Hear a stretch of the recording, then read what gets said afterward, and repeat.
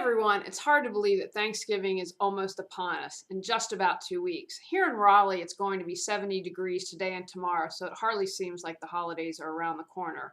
Now is the time to plan and make some decisions to make your holidays stress-free. The first thing I would suggest is to look at all your traditions. A lot of times people say to me, well, we always have. Just because you always have doesn't mean that you always have to. So what traditions are important to you? Who do you like spending time with? Really think about this and also have a discussion with your family members. For instance, in my family, about 4 years ago, we instituted a new rule.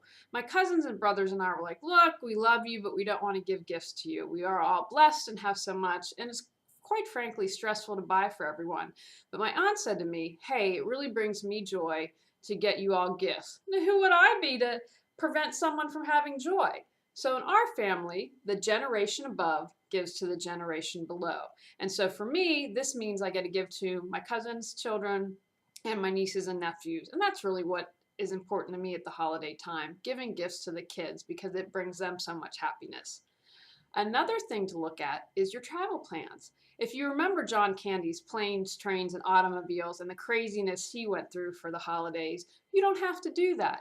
I'm shooting this on a webcam. If other people have webcams, you can send messages, film someone opening their gifts, and there's always Skype. Skype is 100% free, and that's an easy way for you to still connect on the holidays without having to run around crazy. Easy entertaining. My mother used to do a crazy amount of cooking, and we finally got her to relax a little and stop making everything for about 5 days straight. So what I suggest to people is, can you have a simpler menu? Can you go out to a restaurant? Can you invite fewer people? How about doing a potluck where you do the main dish and everyone else brings something?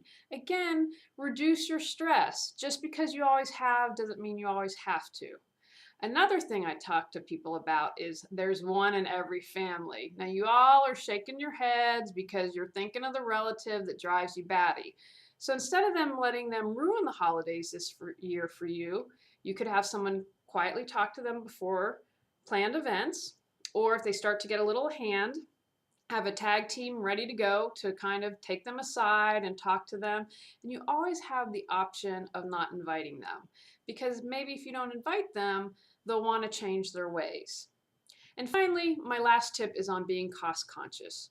If you have a list of everyone you're going to buy for, keep a running total so you don't go over your budget. Yes, set a budget for all your gifts. If you do that and keep track of the totals, you're less likely to go over. Now, unless you're friends with the Kardashians or hoping to become friends with the Kardashians, most people aren't going to look at how much you spent on the gift and care. And if they do care, do you really want them as a friend? So before the holidays get crazy, now is the time to start thinking about what you want to do, who you want to spend it with, set your limits, and just plan on celebrating the holidays for what they're meant to be. Spending time with people you love, enjoying one another, and being in the true holiday spirit. Thanks for listening. Julie Seibert with Healing Through Organization.